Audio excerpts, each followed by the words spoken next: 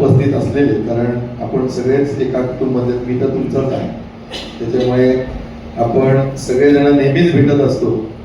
आणि सगळेजण पनवेलमधले सगळे पत्रकार, उरणमधले असतील, नवी मुंबईतले असतील, या सगळेच पत्रकार हे पहिल्यापासूनच भारतीय जनता पार्टी, माननीय लोकनेते रामचंद्र ठाकूर साहेब, प्रशांतजी, सगळ्याच कार्यक्रमांना उपस्थित राहून तुम्ही पत्रकारितेत आलेले.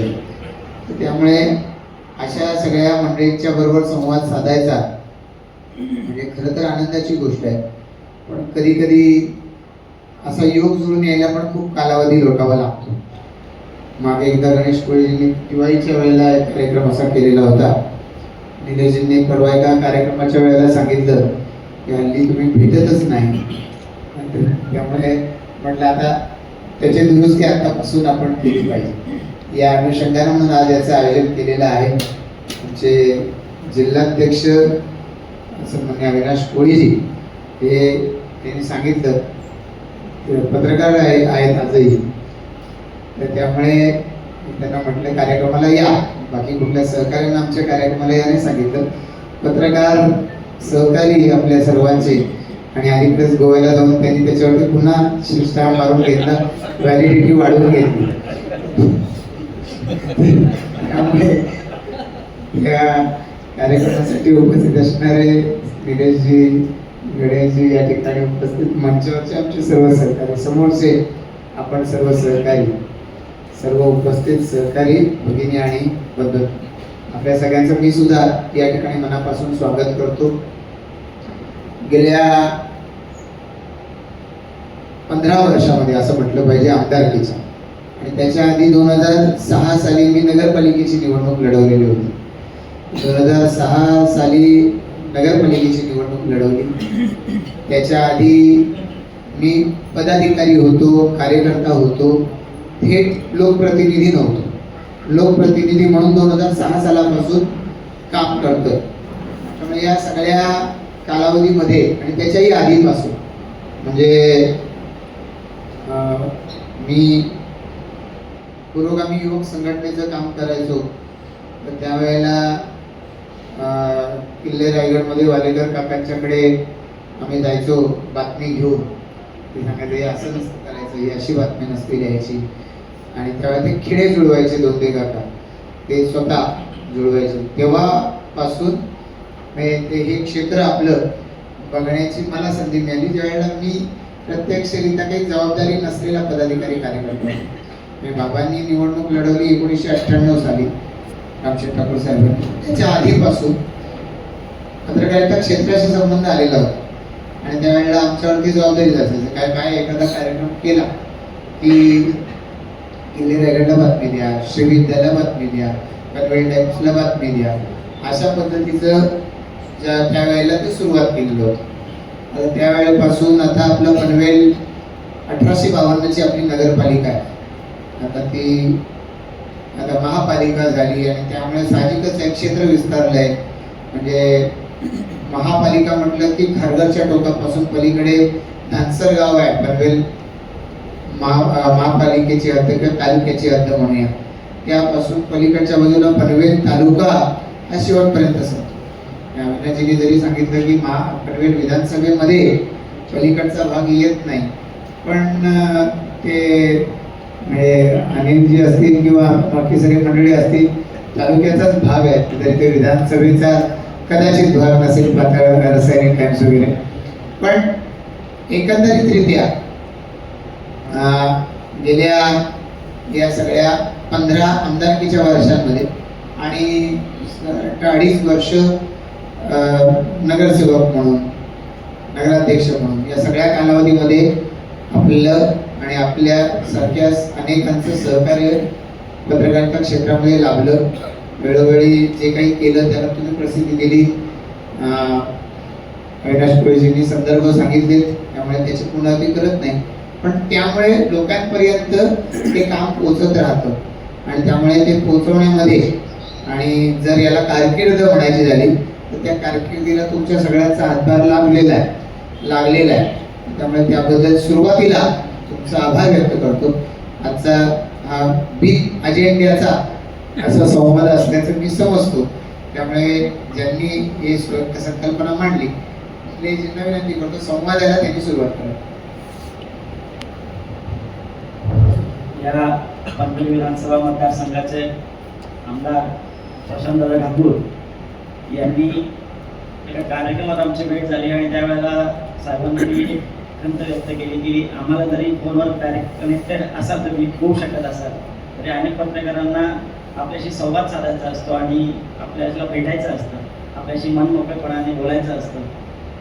त्याकरता आपली वेळ मिळावी आणि ती वेळ आज आपल्याला तातडीने आमदार साहेबांनी दिल्यामुळे प्रथमतः आम्ही आमदार साहेबांचे आभार व्यक्त करतो.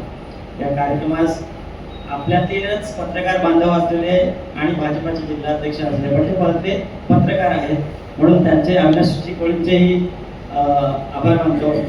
या व्यासपीठावर उपस्थित असलेल्या सर्व संघटनांचे पदाधिकारी आणि सर्व संघटनांचे सदस्य उपस्थित पत्रकारांचे बंधू भगिनींचे आभार व्यक्त करतो. आणि ही आजचा जो आपण हा पत्रकार संवाद मेळावा ठेवलेला आहे, आपल्यामध्ये पत्रकारिता करत असताना आपण नाण्याच्या दोन्ही बाजू छापण्याचा प्रयत्न आपापल्या परीने करत असतो. कधी चुकून एखादी बाजू छापली जात असेल पण त्याची कुठल्याही राजकीय पक्षाला किंवा कुठल्याही व्यक्तीला जाणीवपूर्वक एक बाजू छापणं हा उद्देश नसतो. वेळेअभावी किंवा संपर्क न साधल्या गेल्याने ती एकच बाजू मांडली जाते. तर ह्या काहीतरी पत्रकाराविषयी वेगळा समज होऊ नये. शिवाय पत्रकारिता करत असताना अनेक अडचणी आपल्याला की आपण जे वर्तमानपत्र काय चालवतो, काही युट्यूब चॅनल चालवतात, यांच्या साहेब आता खरं व्हायला तर संघर्षाचा काळ चालू झालेला आहे. तो पत्रकार संघर्षमयच असतो.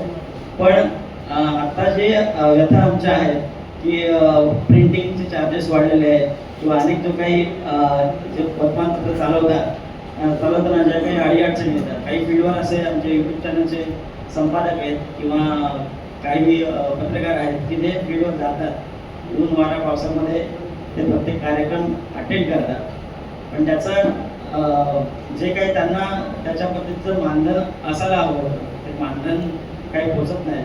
आणि एक आमचाही प्रयत्न आणि निवेदन आपल्याला आम्ही देणार आहोत की पत्रकारांच्या संदर्भात पेन्शन योजना असू देत किंवा पत्रकारांवरचे जे काही पत्रकार संरक्षण कायदा आहे तोही लवकर पारित होऊन त्याची अंमलबजावणी व्हायला पाहिजे. याही आमच्या काही मागण्या आहेत. शिवाय आता या विधानसभा मतदारसंघामध्ये ज्या ज्या पत्रकारांना मी आपल्या सर्वांना विनंती करेल की आपल्याला ज्या काही साहेबांशी आमदार साहेबांशी जो संवाद साधून आपल्या समस्या ज्या व्यक्त करायच्या त्या व्यक्त कराव्या. आमदार साहेब त्याच्यात नक्कीच मार्ग काढतील आणि आपल्याला सहकार्य नक्कीच लावेल अशी आशा व्यक्त करतो. धन्यवाद.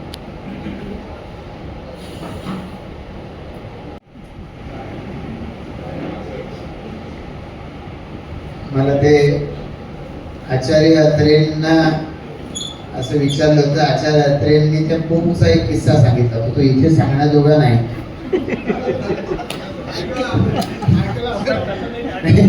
इथे सांगण्याजोगा नाही, खासगीत भेटल्यात तर मी बरोबर ना.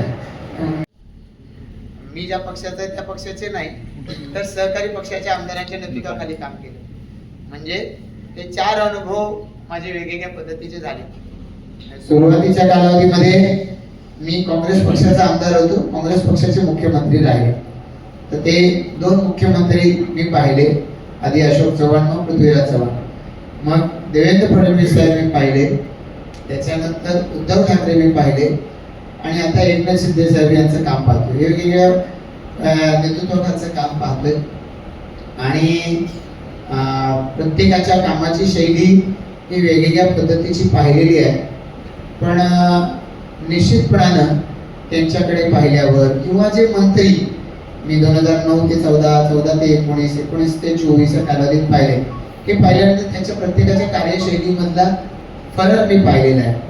मला देवेंद्रजींनी साधारणपणानं 2018 सालामध्ये ऑगस्ट महिन्यामध्ये सिडकोच्या अध्यक्षपदी माझी नेमणूक केली शासनानं आणि 1 वर्ष मला सिडकोचा अध्यक्ष म्हणून काम पाहण्याची पण संधी मिळालेली आहे. आणि भारतीय जनता पार्टीमध्ये 2014 सालापासून मी जे पाहिलं ते पाहता नेतृत्वाची ही ठाम धारणा असते की आपण सगळ्यांना मंत्री बनवू शकत नाही. म्हणजे माझ्या बरोबरीनं 4 वर्ष 5 वर्ष ज्यांनी आमदार 5 टर्म भूषवले आहेत असे आमदार होते. पण प्रत्येकाला मंत्री बनता येत नाही. बनायचं झालं तर प्रत्येकाला आवडतं, पण प्रत्येकाला बनता येणार नाही याची जाणीव आहे. त्यामुळे तुम्ही मंत्री असा किंवा नसा, तुम्ही मंत्री आहात असं समजून तुमच्या कामांना प्राधान्य आमचा पक्ष देतो. आणि त्यामुळे मंत्री झालं तरी चांगलं, नाही झालं तरी चांगलं हेच म्हणतो. साहेब, आपण म्हणाला आता 5 मंत्री मुख्यमंत्री काम केले. कोणाचं काम तुम्हाला भावना आहे किंवा कोण असे त्यांच्याकडनं काही शिकण्याचं सांगा? देवेंद्र फडणवीस साहेबांनी मुख्यमंत्री म्हणून जे काम पाहिलेलं आहे त्यांचं काम माझ्या दृष्टिकोनातून संस्मरणीय अशा पद्धतीचं आहे. कारण खूप दीर्घकाळ विरोधी पक्षाची सत्ता राहिल्यानंतर देवेंद्रजीच्या वरती जबाबदारी आली. देवेंद्रजी जेव्हा मुख्यमंत्री झाले त्याच्या आधी ते मंत्री नव्हते, त्याच्या आधी ते विरोधी पक्षनेते नव्हते, विरोधी पक्षनेते नंतर झाले. तर ते थेट मुख्यमंत्री झाले आणि मुख्यमंत्री झाल्यानंतर 5 वर्षामध्ये त्यांचं काम आमदार म्हणून आम्ही पाहिलं की आमदार कुठलाही त्याच्याकडे काम घेऊन गेला, कुठल्याही पक्षाचा घेऊन गेला तर त्या प्रत्येक आमदाराला त्याची समस्या तिथल्या क्षणी सोडवण्याचा त्यांनी प्रयत्न सातत्याने केला. त्याच्यात ना कधी त्यांनी त्यांचा इगो येऊ दिला, ना कधी त्यांनी भेदभाव केला हा माझ्या पक्षाचा नाही म्हणून. त्यांनी कधी हा भेदभाव केला नाही की तो विरोधी पक्षाचा आहे म्हणून. त्याचं काम आहे ना ते महत्वाचं आहे, सामाजिक आहे, केलंच पाहिजे, तातडीनं करण्याचा त्यांनी सातत्याने प्रयत्न केला. अनेक वेळेला त्यांना महाराष्ट्रातले वेगवेगळे प्रांत आहेत, कोकण पार्श्वभूमी वेगळी आहे, भौगोलिक प्रश्न वेगवेगळे आहेत, खानदेश पार्श्वभूमी वेगळे आहे, प्रश्न वेगवेगळे आहेत, विदर्भ पार्श्वभूमी वेगवेगळे आहेत, प्रश्न वेगवेगळे आहेत, मराठवाडा पार्श्वभूमी प्रश्न वेगवेगळे आहेत, पश्चिम महाराष्ट्राच्या बाबतीत तसंच म्हणता येईल. पण कुठलाही आमदार त्यांच्याकडे काम घेऊन गेला सुरुवातीच्या काळामध्ये त्यांनी प्रश्न समजून घेतले असतील, पण त्यांचे दौरे मंगळवार बुधवारच्या व्यतिरिक्त ते महाराष्ट्रात असायचे.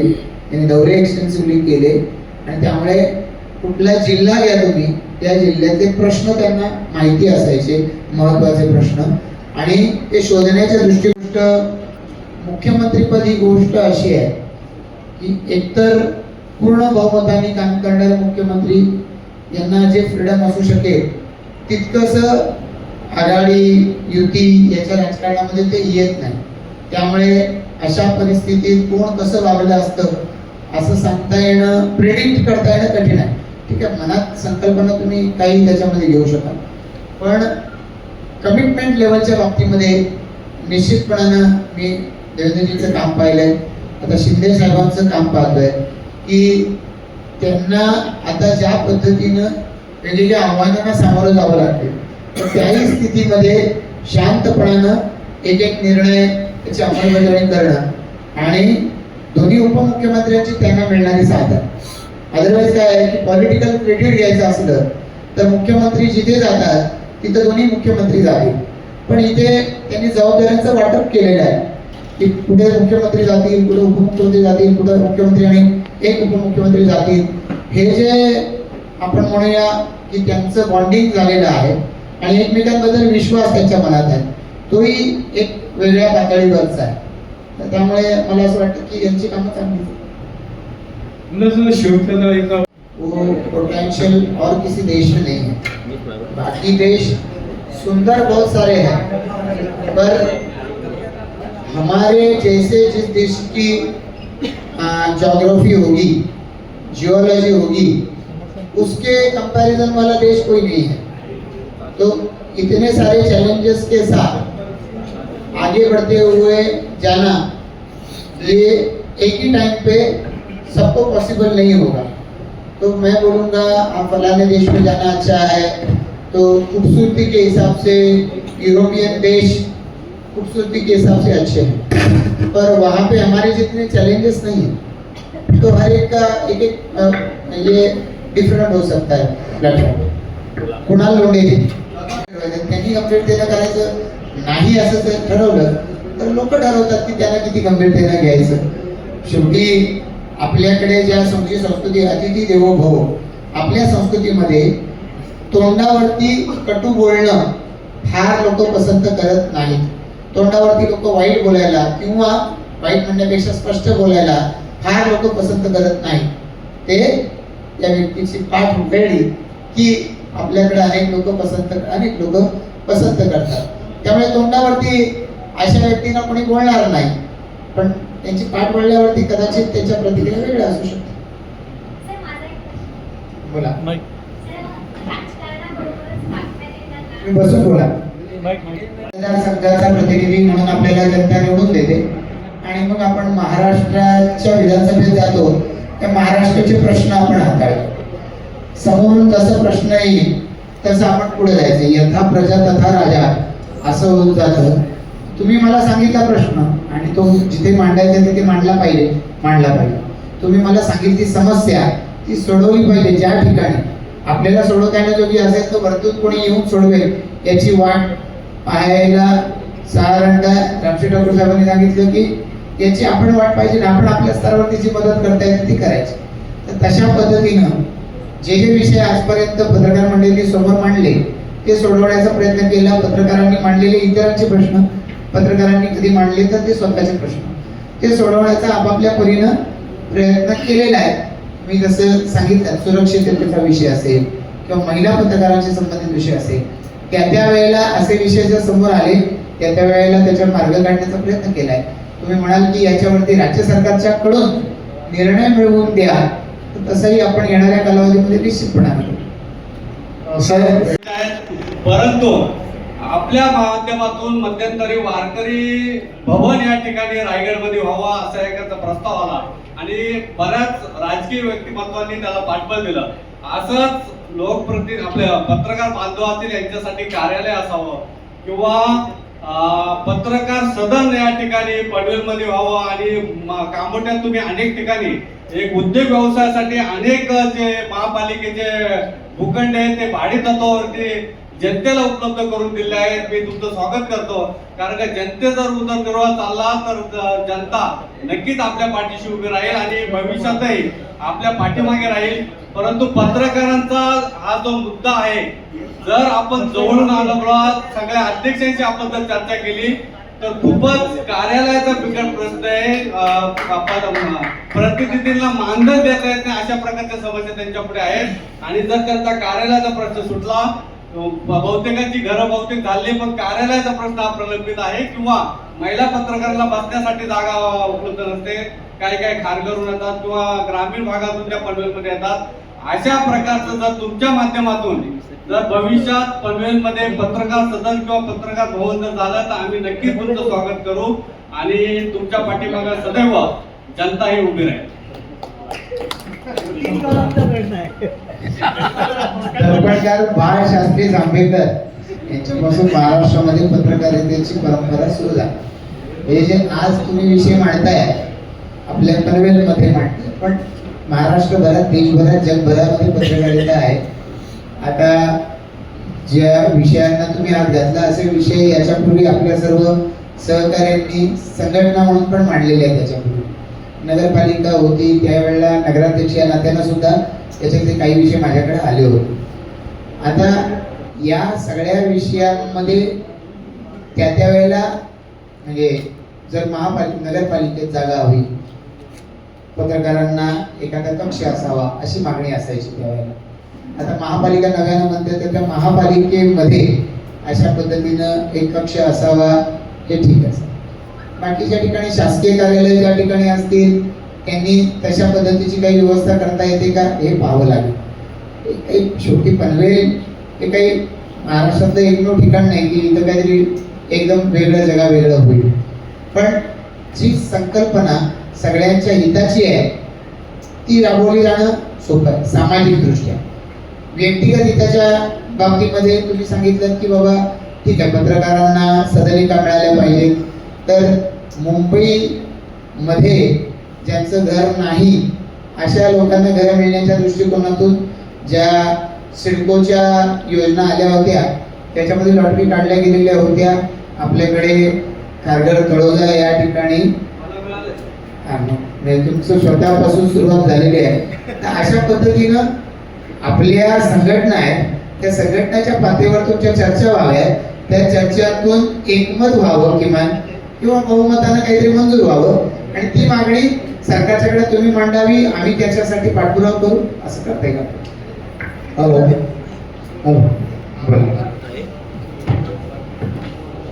नमस्कार सगळ्यांना. सर नमस्कार. मी प्रोफेसर संजय महाडिक. असं मी एकदा बोललो तेव्हा हे म्हटले की तुम्ही प्राध्यापक कधी झाला. पत्रकारिते म्हणजे आयुष्याची 44 वर्ष आणि पत्रकारितेची 28 वर्ष.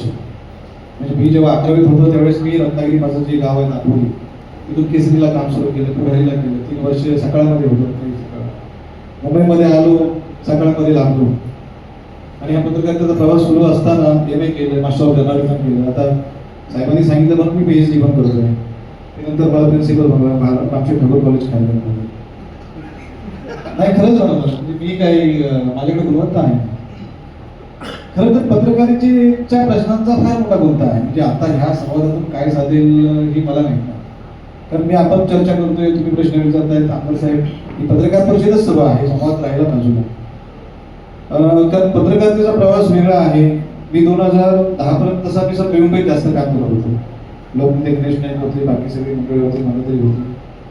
आणि 26 जानेवारी 2011ला जेव्हा मी कोकण दर्पण सुरू केलं स्वतःचं वृत्तपत्र, तेव्हा मला कळलं की इकडे पण एक मोठी सेल आहेत, लोकनेते रामशेठ ठाकूर. आणि खरोखरच त्यांनी फार मोठा आशीर्वाद दिला. मी एकदा अंक घेऊन गेलो त्याचा, आणि ते म्हटले की सगळी तुझं काम चांगलंय. एका म्हणजे ते म्हणतात ना, ज्वाराला पादक असते तशा पद्धतीने. आणि हा प्रवास सुरू असताना प्रवेश क्षेत्रामध्ये काम करताना पत्रकारांचं म्हटलं की पत्रकारांसाठी आपण काय करू शकतो. पिकनिक सगळ्यात गेलो, गोव्याला जाऊ, सिंगापूरला जाऊ, हा थोडासा मनोरंजनाचा भाग झाला. परंतु पत्रकारांच्या आर्थिक सुबत्तेचा हा प्रश्न हा कायम असा. म्हणजे जसं जर म्हणलं की देशात आहे, महाराष्ट्रात आहे, पनवेलमध्ये आहे, नवी मुंबईत आहे, तर तो आपण कसा सुधारू शकतो. पत्रकारांच्या कुटुंबाच्या तो काढायला पुढाकार नगरपालिकेमध्ये मी घेतली होती, त्या घेतलेला होता. त्यामुळे मला चांगल्यातल्या चांगला विमा कसा काढता येईल या संदर्भामध्ये मला संदर्भ तुम्हाला नक्कीच देता येईल. पण मला असं वाटतं की ते आपापल्या संघटनांच्या सभासदांसाठी जर आपण काढले तर ही सूचना निश्चित उपयुक्त आहे, त्याचा आपल्याला लाभ घेता येईल. अन्य विषय जे आपण सांगितले त्याच्यावर तुम्ही आणि मी आपण भेटू तेव्हा राहिली चर्चा करू. बोला, 1 मिनिट फक्त. सदस्य इथे उपस्थित आहेत. वसंतराव मुंडे साहेबांनी पत्रकार संवाद यात्रा ज्यावेळेस महाराष्ट्रात काढली त्यावेळेस अनेक पत्रकारांच्या माध्यमातून आमच्यापर्यंत विषय आले की या पत्रकार संवाद यात्रेचा नेमका उद्देश काय. त्यावेळेस अनेक विषयांची चर्चा झाली.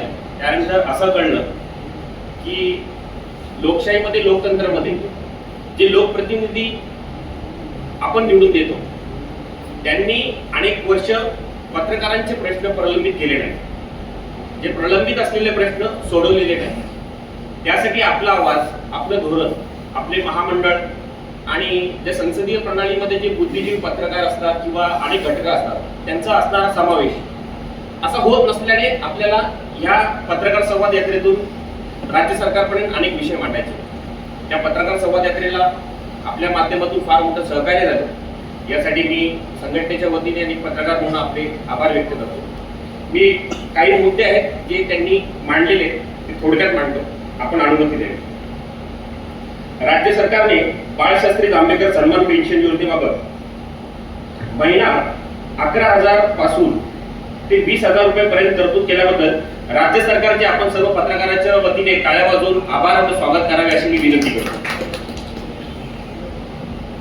साहेब, काही मुद्दे आहेत ज्या पद्धतीने ग्रामपंचायतीची वार्षिक आराखड्यात वृत्तपत्र खरेदीसाठी 10,000 रुपयाची तरतूद करावी आणि पारदर्शक कारभारासाठी जिल्हा व तालुका विविध शासकीय समितीवर पत्रकारांना सदस्य नियुक्ती द्यावी. राज्य सरकारने असा आदेश करावा की राज्यातील 30,000 ग्रामपंचायतीच्या माध्यमातून वृत्तपत्रांना आर्थिक पाठबळ मिळावे. वेगवेगळ्या खासगी विमा कंपन्यांना केंद्र सरकार पॉलिसी घेतल्यानंतर उत्पन्न करात सवलत देते. त्याच धोरणानुसार वृत्तपत्र खरेदी करणाऱ्या वाचकांना उत्पन्न करात वार्षिक 5,000 रुपयाची सूट द्यावी. वाढती महागाई, इतर वस्तूंचे वाढलेले दर आणि GST अतिरिक्त बोजा लक्षात घेऊन सरकारने जाहिरातीच्या दरात वाढ करावी. विभाग, जिल्हा व गाव पातळीवर छोटी वृत्तपत्रे हे सर्वसामान्यांचा आवाज असल्याने सरकारने वर्तमानपत्रांना जाहिरातीचा कोटा वाढवून द्यावा. वृत्तपत्रांनी उत्पादन खर्चावर आधारित विक्री किंमत वाढवाव्यात यासाठी पत्रकारांनी व्यापक जनजागृती मोहीम हाती घ्यावी अशी या निमित्ताने या व्यासपीठावरून मी संबोधितो. आधी स्वीकृती मिळण्यासंबंधीच्या जाची अटी शिथिल कराव्या. जिल्हा व तालुका स्तरावर म्हाडा अंतर्गत पत्रकारांसाठी स्वतंत्र गृहनिर्माण योजना सुरू करावी. पत्रकारांच्या मुलांना शिक्षणासाठी इंग्रजी माध्यमांच्या व उच्च शिक्षणासाठी परदेशात कोटा आरक्षित करावा. राज्य आणि जिल्हास्तरीय शासकीय समित्यांवर सदस्य म्हणून आणि स्थानिक स्वराज्य संस्थांमध्ये स्वीकृत सदस्य म्हणून पत्रकारांना प्राधान्य संधी मिळावी. महत्वपूर्ण मुद्दा म्हणजे लोकशाहीच्या प्रक्रियेत लोकप्रतिनिधी म्हणून ज्येष्ठ पत्रकार व तज्ञ संपादकांना विधान परिषद सदस्यपदी पत्रकार संघटनेच्या माध्यमातून प्रतिनिधित्व मिळावे आणि यासाठी आपण राज्य सरकारचे प्रतिनिधित्व म्हणून आमच्या या सर्व प्रश्नांना राज्य सरकारकडे मांडावे अशी मी या निमित्ताने विनंती करतो आणि आभार व्यक्त करतो. यासाठी आधी निवडून यायला लागेल, पक्षाने तिकीट द्यायला लागेल मला. साहेब, एक आपल्या पनवेलच्या क्षेत्रातील विषय आहे की व्यक्तिगत माझा स्वार्थ असा आहे की माझी मुलगी उपस्थित आपल्याला निवेदन पण देणार आहे. ज्या पद्धतीने लाडकी बहीण योजना ही योजना ज्यावेळेस आपण राबवली त्याच्याशीच रिलेटेड उच्च तंत्र शिक्षण ही योजना पण आपण मुलींसाठी राबवली. दोन्ही योजना एकाच वेळेस राबवण्यात आल्या. जनजागृती अवेअरनेस मध्ये लाडकी बहीण योजनेची लोकभावना पाहता त्याच्यामध्ये अटी शर्ती वाढवण्यात आल्या, त्यांना पोर्टल देण्यात एक्सटेंड करण्यात आलं, अनेक असे मुद्दे झाले. पण जी जनजागृती मुलींकडे व्हावी होती म्हणजे मुलींपर्यंत पोहोचावी होती ती झाली नसल्याने अनेक विद्यार्थिनी ह्या नॉन कॅप प्रक्रियेमध्ये ऍडमिशन घेत आहेत. तर माझी आपल्याकडे अशी विनंती आहे की ज्या विद्यार्थिनींनी कॅप मधून ऍडमिशन घेतलेले आहे ते त्या योजनेच्या काही अंशता फी साठी ते लाभार्थी आहेत. पण नॉन कॅप मधून म्हणजे ज्यांना ते कळलं नाही आणि ज्यावेळेस ते कॉलेज पर्यंत पोहोचले त्यावेळेस कॉलेजकडून सांगण्यात आलं की कॅप प्रक्रिया ही बंद झालेली आहे, आपण त्या लाभामध्ये कुठेही बसत नाही. तर माझी अशी इच्छा आहे जशी आपण लाडकी बहीणच्या योजनेतील अटी शर्ती शिथिल केल्या, त्यांना एक्सटेंड दिलं, त्याच्यामध्ये तरतूद केली, तर आपल्याकडून विनंती आहे की आपण ही राज्य सरकारकडे नॉन कॅपचे जे विद्यार्थी आहेत, कारण की सर पॉलिटेक्निक मध्ये काय करा की एक आपला असेल तर कुठला तो स्पेसिफिक अर्ज द्या, त्याच्यापासून सुरुवात करू म्हणजे मग बाकी त्याच्या संदर्भामध्ये त्या एकंदरीत त्या वर्गाला नाही मिळू शकेल. आणि साहेब अजून एक असा महत्वाचा प्रश्न आहे की आता आपलं नवी मुंबई एअरपोर्ट आता नव्याने एक हात वर्षापर्यंत चालू होणार. एका आपणास त्याला एक सत्रिका विकत घेतली आपण आता तो त्याशी जुडलेला प्रश्न म्हणजे एकदम ट्रॅफिकचा विषय आहे आणि आपला जो पळसप्याचा उड्डाण पूल आहे तर ते एक्सप्रेस हायवे हा साधारणतः 2 किलोमीटरचा फक्त प्रवास आहे, पण त्यासाठी एक दीड तास तिथं थांबावं लागतं आणि 6 लाईनची मंजुरी आहे. पण आपल्या माध्यमातून तो किती लवकर होईल किंवा तो प्रलंबित आहे त्याबाबत एकनाथ शिंदे साहेब तिथे उतरले जेव्हा पळस फाट्यावरती त्या दिवशी तेव्हा त्यांना हा विषय सांगितला. MSRTCचे अधिकारी त्या ठिकाणी होते. त्याचं म्हणणं आपण तो MSRTC ताब्यामध्ये स्टेज आहे. माझी कल्पना होती तो नॅशनल हायवेच्या ताब्यात आहे, ते जर नॅशनल हायवेचे अधिकारी तिथे होते, MSRTCच्या ताब्यात आहे. त्यांनी सांगितलं आम्ही त्याचा आता टेंडर काढतो. त्यांनी गुदगुल्या होत नाही असं माझं म्हणणं आहे की त्या असं मला कोणी म्हणाल्यामुळे. तर आता असं आहे की मला मर्यादा कळल्या आहे की सगळ्या मिळून सरकारमध्ये 42 मंत्री होऊ शकतात 287 पैकी आणि तो अँग्लो इंडियन आला तर 288 पैकी. तर तेवढे सगळे मंत्री होऊ शकत नाही. कधीतरी प्रशांत ठाकूरच्या बरोबरीनं 10 जणांना सिडकोचा अध्यक्ष होण्याची अपेक्षा असते, प्रशांत ठाकूर अध्यक्ष होतो. त्याच्या आधी बराच काळ झाला नाही, नंतर आता गेल्या 5 वर्षात जवळपास कोणी अध्यक्ष झाला नाही. जी संधी आपल्याला मिळते ती आपण चांगल्या पद्धतीने पार पाडावी. कोणाला आमदार व्हायचं असतं ते 12 आमदारांचं म्हटलं नाही आणि तसं ते 12 आमदारांमध्ये जाण्यासाठी कोण कोण इच्छुक होते तर असं म्हणतात की 1200 लोक इच्छुक होते त्याच्यात. तर कोणाला आमदारही होता येत नाही, तर मी तर झालो आमदार. त्यामुळे जे आपल्याकडे आहे त्याच्यात समाधान मानून त्याच्यातून काय देऊ शकतो याचा प्रयत्न करावा हे पुन्हा पुन्हा मी म्हणत राहील, पुन्हा पुन्हा. नक्कीच तुम्ही ते करायला आम्हाला पूर्ण विश्वास आहे. आता ते गौरव जागे आपण आपण म्हणूया दृश्य मीडिया त्याला म्हणूया, व्हिडिओ, त्याच्यासारखं कन्व्हिनियन्स कशातच नाही. म्हणजे मला कोणीतरी सांगितलं असं, गौरव जागीरदार तुमच्याबद्दल असं असं बोलत होते, तर ते झालं कानाने ऐकलेलं. गौरव जागीरदारांच्या पेपरमध्ये छापून येईल त्याच्यामध्ये की अशा अशा पद्धतीनं प्रशांत ठाकूरांनी म्हटल्याची चर्चा आहे. पण जेव्हा प्रशांत ठाकूरांचा व्हिडिओ दाखवला जाईल तेव्हा तो नाकारला जाणं फार कठीण होऊन जातं. त्यामुळे व्हिडिओला आज जे महत्त्व आहे ते कशालाच नाही.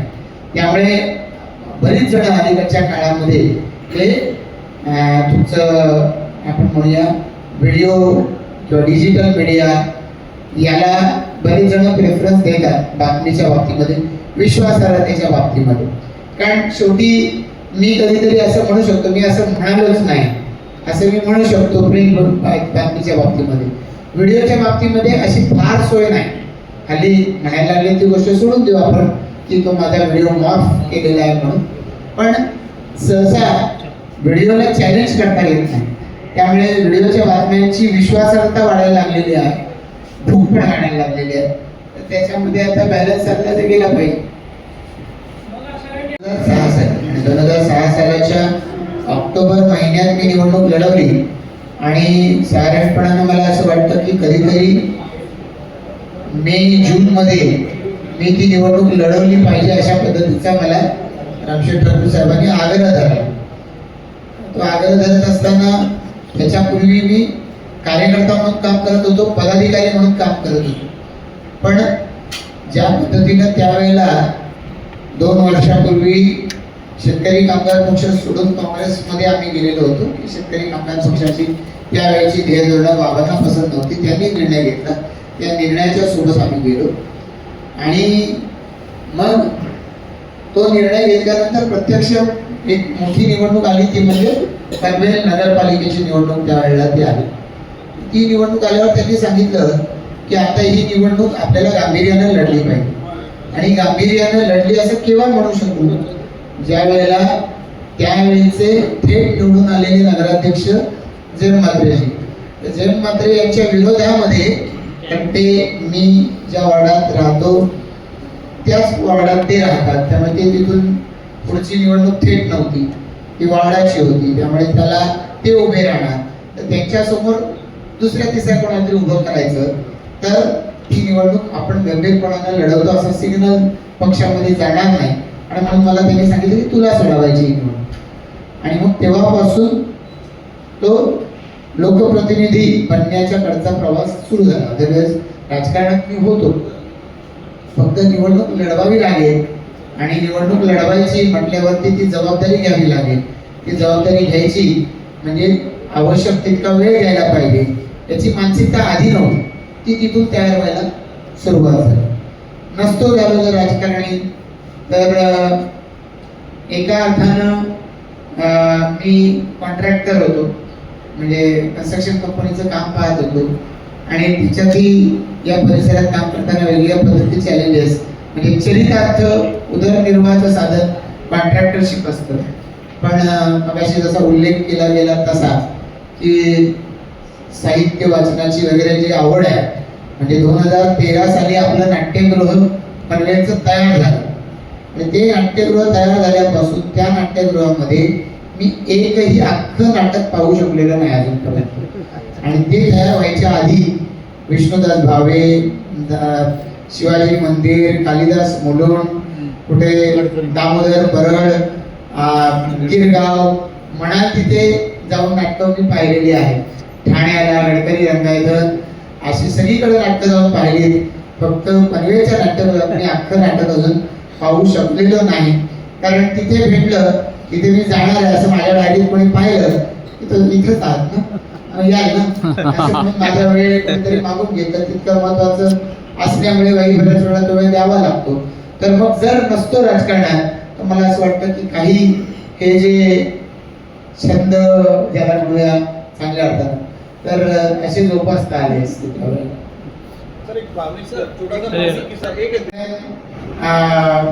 काहीतरी एखादी वेगळी कला एखाद्याच्या तर ती आलं पाहिजे, सामाजिक प्रश्न ते मांडले गेले पाहिजे, असं सगळं आहे. हे सगळं मांडण्यासाठी तुम्हाला व्यासपीठ आहे. चर्चा आपण कोण करतोय? सो कॉल्ड राजकारणी आणि पत्रकार अशी आपण चर्चा करतोय. पण फील्ड तर खूप आहे. पण राजकारण्याकडून अपेक्षा काय व्यक्त होते? नॉर्मली राजकारणी साधारणतः त्याची बातमी छापून यावी यासाठी खर्च करायला का तयार होतो? तर तो खर्च करायला यासाठी तयार होतो की त्याला निवडणूक लढवायची असते म्हणून. त्याला त्याची बातमी लोकांपर्यंत पोहोचणं हे फारच आवश्यक असतं म्हणून मग कधी कधी याची सवय होऊन जाते की चला आपण आपली बातमी छापण्यासाठी जेवणावळी देऊ, अजून काही गिफ्ट देऊ, असं कुठेतरी सुरू झालं आणि त्याचा प्रघात पडत जातो. या सगळ्या गोष्टी घडत राहतात. मग ह्यानी केलं मग मी केलं पाहिजे अशा पद्धती सुरू झाल्या. मी तुमचं सगळ्यांचा आभार मानतो. तर इथे बातम्या छापण्यासाठी कोणी पाकिट मागत नाही, पैसे घेत नाही. मला जिल्ह्यात काही ठिकाणं माहिती आहे की ज्या ठिकाणी कदाचित असं घडलेलं माझ्या ऐकिवात आहे. मी प्रत्यक्ष पाहिलेलं नाही, ऐकिवात आहे.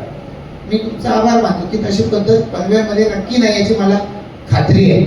पण आज जाहिरातींचा विषय जो तुम्ही म्हणताय त्या जाहिराती कोणाला द्यायला पाहिजे? मी जर द्यायच्या असल्या तर मला प्रसिद्धी देतो माझ्या कार्याला, त्याला मी दिली पाहिजे असं मी मानतो. सगळ्यांना जाहिराती देता येतील. जर माझ्याकडे अनिर्बंध पैसा असला तर तसा तो नाही याची मला जाणीव आहे. तर मग जेवढा आहे तो आपण चांगल्या पद्धतीने दिला पाहिजे. तर माझं असं म्हणणं राहील की जो माझ्या कार्याला जास्त प्रसिद्धी देतो त्याला देऊ. आता मी मगाशी म्हणालो एका प्रश्नाला उत्तर देताना पुन्हा डिसेंबरमध्ये आपण परिसंवाद ठेवू, तर त्यावेळेला याच्यावर बोलू. कारण आता जे काही बोलेल त्याला निवडणुकीशी कुठेतरी जोडलं जाईल आणि माझ्या मनात जे इंटेन्शन आहे तेही त्याला जोडलं जाईल. तर मला वाटतं चुकीचं आहे. आणि तुम्हाला कल्पना आता या निवडणुकीला संभाव्य इच्छुक उमेदवार कोण कोण आहेत असं नाही म्हणतो. तर याच्यामध्ये आधीचा विचारलेला तुमचा जो प्रश्न आहे त्याच्या बाबतीमध्ये खरोखर मला वाटतं की जर पाठपुरावा तुमचा सुरू असेल, आता स्टेज अशी आली दुर्दैवानं आपण जेव्हा बोलतोय या प्रश्नाच्या दुर्दैवानं की नेमकं आता हे निवडणुका तोंडावरती आलेले आहे. त्यामुळे या बाबतीमध्ये विधानसभेने मांडेल असं म्हणता येत नाही कारण ती संधी आता निवडणुका झाल्यानंतरच आहे. पण या बाबतीमध्ये सरकारला आपल्याकडून जे निवेदन गेलेलं असेल मला त्याची कॉपी जर दिली तर मी देतो आणि सगळ्या राजकीय पक्षाच्या प्रमुखांना आपण द्यावं. तर हा विषय खरोखरच आहे की तुम्ही बऱ्याच वेळेला तुमचं केवळ तुमचं म्हणजे तुम्ही ज्यांचं प्रतिनिधित्व करता ते समूहाचं काम जबाबदारी म्हणून तुम्ही जात नाही आहात, तर खरोखर तुम्ही बातमी कव्हर करायला जात नाही. त्यावेळेला जर तुम्हाला टोल क्रॉस करावा लागतो आणि तो भरावा लागतो तर याच्यातून पत्रकारांना सूट मिळाली पाहिजे. पण याच्यामध्ये सुद्धा मला असं वाटतं की पत्रकार हे डेसिग्नेशन कोणाला देणार तर त्याचे निकष ते झाले पाहिजे. म्हणजे तुमचं जे ॲक्रिडिटेशन कार्ड हे जे काही निकष असतील ते कदाचित लावले जातील. पण ते लावून देखील की अशा पद्धतीची सवलत दिली पाहिजे अशी मागणी मी आपल्याबरोबर करायला तयार आहे. प्रोव्हाइडेड की तुम्ही केलेल्याचं कागद मला द्या, पत्र द्या. सर मला शेवटचं आहे पुढे गोष्टी आपण म्हणूया आहे त्यापेक्षा चांगल्या होऊ जातात. पण रामशेठ ठाकूर साहेबांना 92 साली अपघात झाला.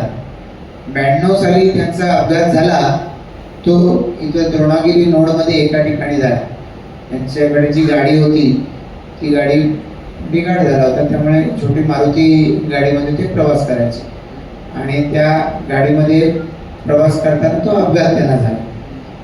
तोपर्यंत ते आम्हाला वर्षातून एक कधीतरी 2-3 वेळा कधीतरी 2-3 दिवसासाठी कधीतरी फिरायला म्हणून बाहेर घेऊन जायचे आणि वर्षातले 1 किंवा 2 दिवस कधीतरी नाटकाला आम्ही गेलोय. आम्ही सिनेमाला कधी त्यांच्यासोबत गेल्याचं मला फार आठवत नाही, पण नाटकाला ते घेऊन गेलेले आहेत. पुस्तकं जी आपण म्हणतो ती विकत त्यांनी घेऊन दिलेली आहे. मी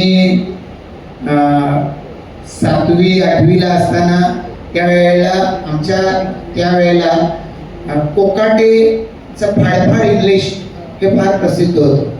तर मग कोकाटेची त्यावेळेची सगळी प्रकाशनं म्हणजे फाडफाड बोला, 24 तासात बोला, अजून काय बोला, ही सगळी मला त्यावेळेला त्यांनी विकत घेऊन दिलेली आहे. आणि त्याच्या बरोबरीनं मग आमचं एकमेकांमध्ये आमचं जे संवाद चालायचा तो इंग्लिशमधून चालायचा. म्हणजे आम्ही एकमेकांशी इंग्रजीत बोलायचो, बाकी घरातले काही बोलतील. म्हणजे त्यामुळे त्यांच्याबरोबर माझी ती सराव होत जायचा माझ्याकडे.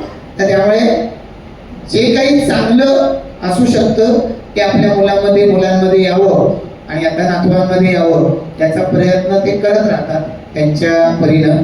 आणि मग त्यांची एक शैली आहे त्याच्यासाठी की ते समोरच्या व्यक्तीमधलं चांगलं निघून यावं यासाठी त्यांच्या वयातल्या लोकांची सवय आहे की ते लोक टाकीचे घाव सोसल्याशिवाय देव पण येत नाही.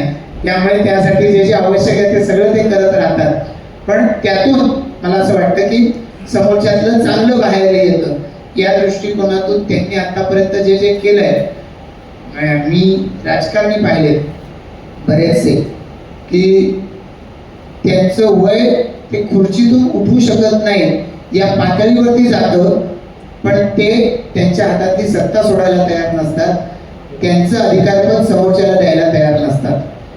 तर रामशेठ ठाकूर साहेबांनी 2006 साली मुलाला निवडणूक लढवायला सांगितली, 9 साली त्यांनी मला निवडणूक लढवायला सांगितली.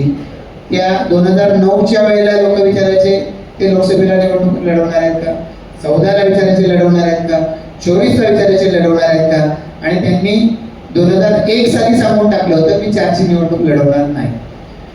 आपल्या मराठी भाषिक पत्रकार आहोत आपण सगळे, मला माहिती नाही किती लोकांनी ययाती नावाची वि स खांडेकरांची कादंबरी वाचलेली आहे. तर त्या कादंबरीच्याकडे पाहिलं की मला पटतं की अशा व्यक्तींचा मुलगा असणं किती भाग्य आहे. त्यांचा कंठ असाच भरलेला होता.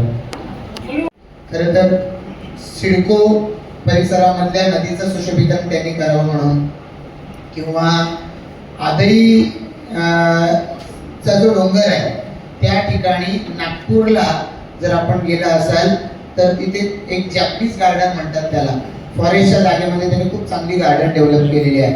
अशी गार्डन तिथे डेव्हलप करावी म्हणून पांडवकडा परिसरामध्ये अशा संकल्पना घेऊन.